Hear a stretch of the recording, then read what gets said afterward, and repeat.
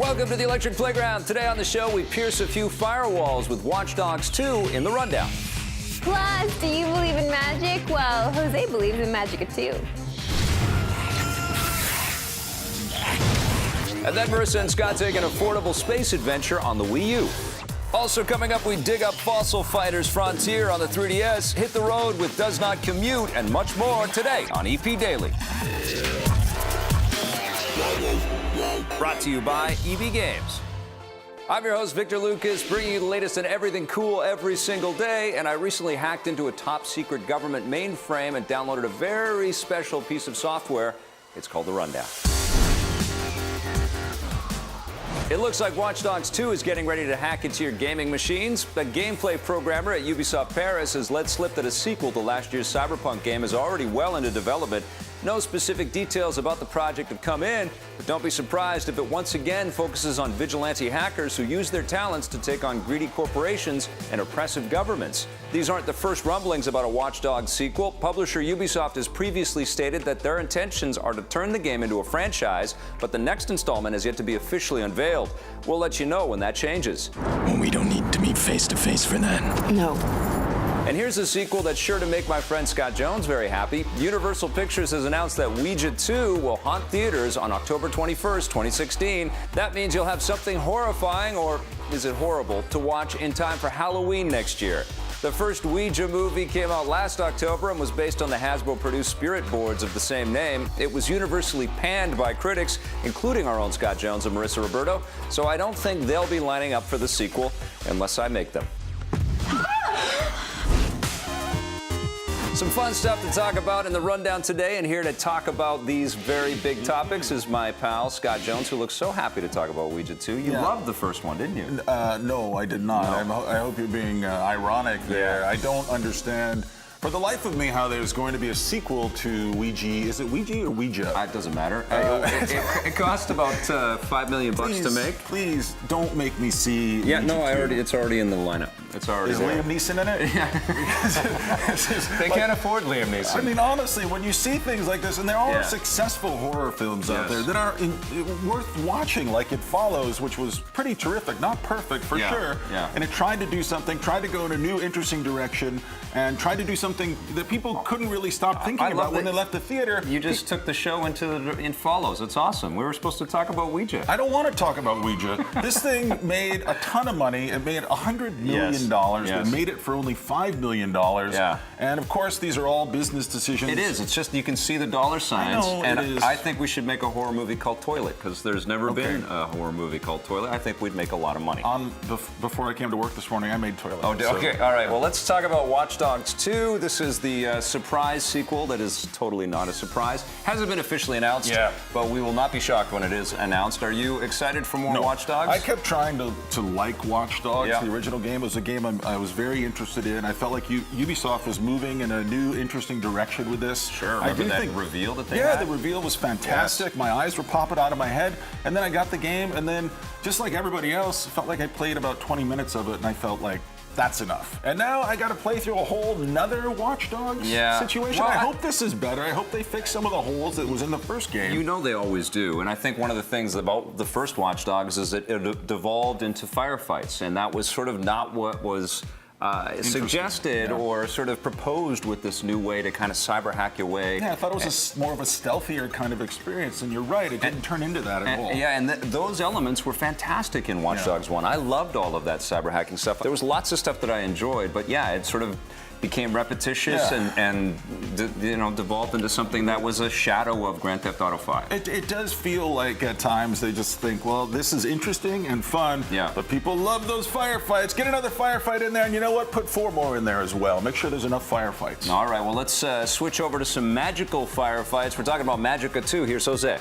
Vampire, not a vampire, not a vampire, not a vampire. I'm a vampire, not a vampire, not a vampire, not a vampire.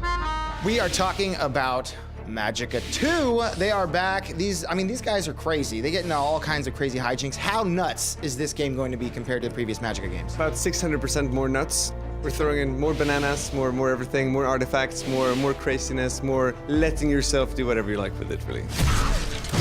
Tell me a little bit about the changes that you guys have made to Magica and what we can expect to see that's new for Magica. Apart from making it a whole lot prettier with the new engine, we have netcode now, so you can actually play online with any friend at any time. Apart from that, we have artifacts, which is our super cool modifiers that actually let you enhance the game. When you play board games, who doesn't have house rules? These are your house rules. Say you want to have like 300% extra movement speed on yourself and your enemies, negative regen, extra health. Why not make people bloated? You can do whatever you like with this. It comes with the cheat mode, basically. Anything you want to do. Shut up! What made you guys want to put something like that to where everybody can have sort of their own custom experience playing Magica 2? Well, it makes sense. I mean, Magic is all about making your own magics, right? You make your own spells, so why not make your own whatever? You can mix and match up to 6 different artifacts, and this is me being completely honest. We don't know what happens when you mix some of them. There are some really weird game modes that come up of like mixing these 2 artifacts with that one, and it's like, okay, this boss was not intended to work this way. This is really interesting. With board games, you have your house rules. Why shouldn't you have house rules in your own game? Who am I to say you're not playing my game right? Within these artifacts, are they all going to be sort of things that change the way the game is played, or are you guys going to do anything cosmetically that's just going to make something a little bit more funny? Bloat mode is really cosmetic.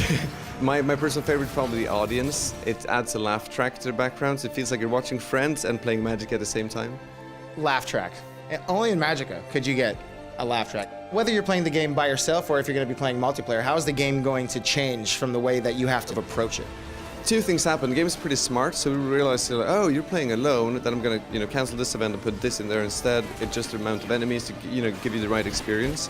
But also, there are some special challenges and environmental puzzles where you need friends, and they'll be different when you play alone. Also, of course, we like to see that you should be able to have fun if you're a party of 1 or a party of 4. But Magica is best played with friends, and that's why the default mode is playing with friends online. If you don't have any friends, you can always just hit the play button and you will be teleported in with other players from the rest of the world. They'll show you new tricks that you haven't seen before. Some of you guys just showed me a spell I have never seen before. I've been on this for like a year and a half now. But that's what we hope to happen. Now, one thing I did notice about playing Magica 2 was that I was playing with a controller for a PlayStation, which was kind of cool. Is this something that you guys are, excited about, bringing Magica to consoles? So excited. I mean, it's what we call a competitive co-op game, and it's always best playing with friends, and over networks always been great. But somehow that experience is enhanced when you're within punching distance of the guy you just blew off a cliff to take his cool stuff. It just gets better, in my opinion. Co-op for you. It's all in Magica 2. I'm a vampire, no, a vampire. Great news, everybody. Magica 2 will be out at the end of the month. And more great news for you after the break. Marissa and I are jumping into our bone buggies for some fossil fighting. Stick around.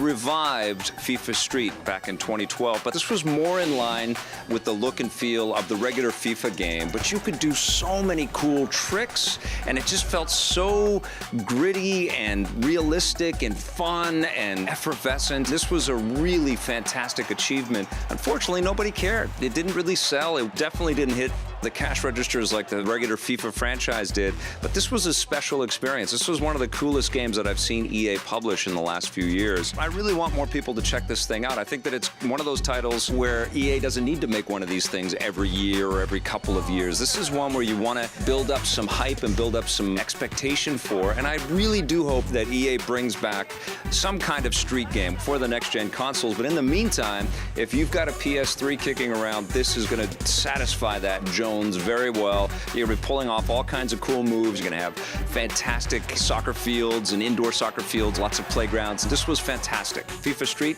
definitely a buried treasure.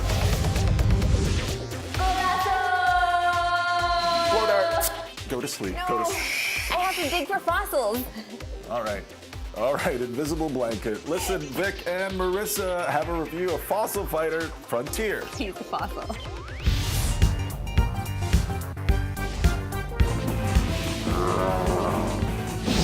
You know what? If you came to me with a pitch and said, well, it's kind of like Pokemon, but you dig and scrape to find fossils that get turned into dinosaurs that you take into battle, I would say, yeah, let's definitely greenlight that sucker. That sounds like a great idea. Oh, you'd be into it. We're talking about Fossil Fighters Frontier. Now, I played a Fossil Fighters game on the DS. I did not enjoy that much. Okay, this is the third Fossil Fighter ever to be released. This is my first experience with Fossil Fighters, and I do love Pokemon. Yeah. So I was excited to jump into this because it definitely has a Pokemon feel. Even when you first start, you create your character, you name her, really into her. I loved her ponytail. It was sticking straight up in the air. Yeah. Love that. Love your style, girl. My little Batwing guy, the Yeah. dude, looks like he's wearing a chicken suit, though, which Oh. was a little, I didn't like it that much. Okay, so you didn't like your guy's style. I didn't like my style. I liked my style. You should Okay. play as the girl. There are some characters, some amazing video game tropes here, like the kid named Roly. Roland. Roland. Yes. And he's the big one. Yeah. Sydney, he's the Australian one. And And Roland actually rolls into frame for the first time that you encounter him on his belly.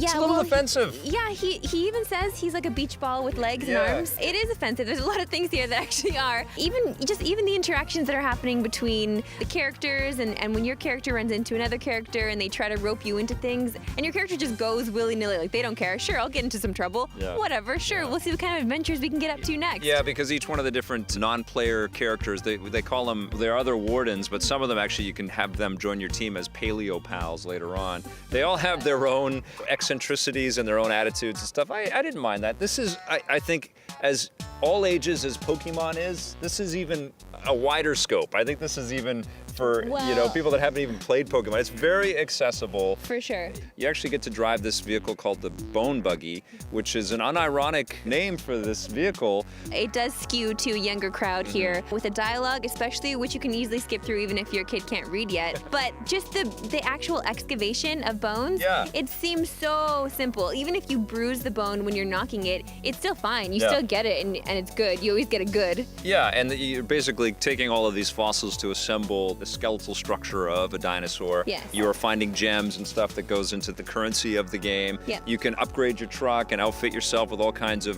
replenishments that you can then take into these turn-based battles. And the battles are very Pokemon-like. You've got dinosaurs fighting against dinosaurs on this kind of grid-shaped thing. There's also a little multiplayer opportunity in some of these arenas and stadiums. You have to do a ton of grinding to level up to get through every darn thing in this thing. Sure, all of that. But You're I right. think this is one of those types of titles that if you dig dinosaurs and Pokemon, you're going to obsess over something. Pun intended, if you Right, dig. right. Because you are digging here. And that's the thing. What I love about this game, though, over Pokemon, is that when you do run into a place where you can dig, you can excavate, instead of running into a Pokemon in the wild, Yeah. you can dig whenever you want to dig. You'll run into it. You use your scanner on your bone Bone Buggy. Buggy. Say it. Say it.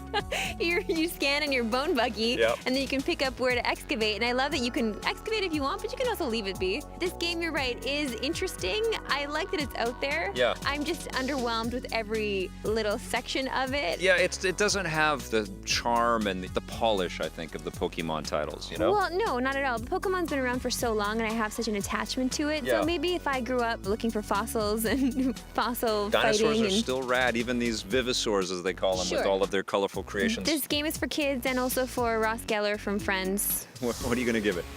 It gets a 6. It gets a 7 for me. C. Jones, not too shabby. All right. You know, sometimes I like picking games that I know will be right up your alley. Oh, that's so sweet. And I also know that you're a cheap person, so we've got something affordable space adventures after the break. You're such a gentleman. I am. Spectaculon is host to the 150-year-old crash site of a gigantic star cruiser. EP's mobile coverage is brought to you by Gameloft, makers of Dragon Mania Legends, which you can play for free right now. Ooh, I got a good one for you today, especially if you enjoy your morning commute. Just kidding, nobody likes that. This one is called Does Not Commute. I picked it up because I don't commute anymore because it was shaving years off my life. This game looks to do the exact same thing. So what we're doing here is learning a little bit about the townsfolk as they're driving to whatever it is they need to get to in the morning or as the day progresses. But you control each individual car one at a time, and then as you keep adding more cars, the traffic does ensue and you get into a little bit of trouble possible. It is quite difficult to control and maneuver these cars, especially when they're coming from the top of the screen, other than the bottom. At least that's the trouble that I got myself into. I love the countdown at the top of the screen because it only gives you a certain amount of time to get through the full day, and it takes you to different scenes as well and different streets to get through. What you want to do is get to the end without using up all the time, but the problem is that you use it up quickly because you often need to rewind and restart again, and every time you rewind you lose a second. But what I love is little stories that get added to each vehicle that you're about to take on, and they're always so funny and they're usually really clever, sometimes a bit strange, but I just love the feel of this game. I love that it does feel different than any of these other traffic simulators that you find in the App Store. I'm giving Does Not Commute an 8 out of 10. Yep, turns out you really can take a free ride. And it turns out affordable space adventures might just get me. There's a new game available in the eShops called Affordable Space Adventures. You have probably not heard of it, but Marissa and I have heard of it, and we have played it, and here's our review. Well, you were playing it, and you were like, hey, Maris, let's do this. Yeah, let's play I thought this you game. might like it. It seems like it's a story of people, but it's mostly the story of a spaceship. Well, it is a story of a spaceship, but what it is an affordable space adventure. I love the title. I think it's a little jokey, it's a little winky, and we need more games that have winky, jokey totally titles. Jokey, it's totally winky, but I love it because you and I could take an adventure out in space. We're going to be in a little ship that's going to protect us. It's totally safe, but we do need to navigate. We need to do a lot of this stuff on our own because, again, we're paying a very minimal price to explore space and then maybe take control of a territory after we've uncovered different puzzles and we've gone through it a little bit. But I didn't realize what kind of game it was until a little bit into it. Off the top, we have such a great explanation of everything. Yeah. Just the way it's being presented, it made me feel like I was jumping into Fallout again, like just that old-timey advertisement. I love the retro tone that everything takes on here. And this is really just a puzzle-solving game, but it does have that overriding look and feel and nostalgic kind of touches to it that really bring the whole experience to life. Spectaculon is host to the 150-year-old crash site of a gigantic star cruiser. There's some mystery here for sure, and there's a larger narrative for sure, but you're solving basically little puzzles where you have to learn how to use your ship properly depending on the conditions. And that means leaving your engine on if you're using the gas-powered engine, or maybe using your electric-powered engine instead because that's quieter. Sure, or you have to increase your ship's density because you have to go underwater, but then you That's can't right. use your thrusters. Now, you can't see via the gameplay. You're only seeing what we see on our TV. But what we see on our gamepad is totally part of the That's a good experience. point. Because what we're doing is constantly looking down at the gamepad as if we're looking down at the ship's dashboard and figuring out what we need to do in the ship. So we feel like we're in the ship, but we're also watching the ship. Normally I hate this kind of game where you have to look down here to do this, to manipulate what's happening on screen, but it kind of works here. I felt very comfortable to me. I liked looking down and pressing this and adding gravity or slowing my engine down, trying to figure out how to navigate some of the perils that are up ahead. Most of those perils consist of creatures that are obviously outer space kind of creatures. They look like electric jellyfish. You can use a little sonar to decide what the attack radius is for each of the individual jellyfish creatures. Yep. And doing all that stuff was kind of frustrating, but also peaceful and addictive at the same time. It was fun because once you got the hang of it, you really did feel like you're taking the ship for a ride. And what we're using too as well on the gamepad is the accelerometer because we want to twist the ship to get through little nooks and crannies as well. So you tilt it. You tilt it. And I just love the way this game utilizes the gamepad. We haven't seen a lot of games like this on the Wii U. I feel like this game is a seller for what the Wii U can do. And we need more games like this. I do think there's some real atmosphere here. I think there is some intelligence and strategy here that I think people who are into puzzle games will enjoy. I know you're into For puzzle sure. games. I am. I love everything about this game when it comes to the puzzles as well because it does give you that moment where you feel like, oh, I'm never going to get this. And Yeah. then you realize, oh, it's just I have to take this way around. It is and I'll so get it. frustrating sometimes. For sure. And there's these flares that you shoot out to hit certain triggers. And I love the way it's introduced to you as you're playing very slowly, but you really feel like you are progressing. Mm-hmm. And this game is really good for co-op as well. It's just everything that the Wii U should give us, this game is giving us. And I'm excited that you brought it up because Yeah. I wouldn't have played this game if you didn't bring I it up. make some good recommendations every now and then. I'm going to keep playing it. What are you Yeah. scoring? Affordable Space Adventures. I'm going to give it a surprisingly high score, 7.5 out of 10. Okay, I'm going higher. It gets a 9. I like what you can do, Wii U, but don't go plugging in your gamepad just yet. We've got your pressing question after this. If you want more EP, go to our website, epn.tv, for bonus content and full episodes. We're also on Facebook and Twitter.